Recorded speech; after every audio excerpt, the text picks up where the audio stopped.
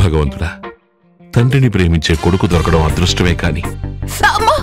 అమ్మా, నాకు ఒక డౌట్. అందరూ పడిపోతే అమ్మ అని అంటారు, నాన్న అని ఎందుకు అనరు? వీడిప్పుడే ఇలా ఉంటే పెద్దయ్యాక నా పరిస్థితి.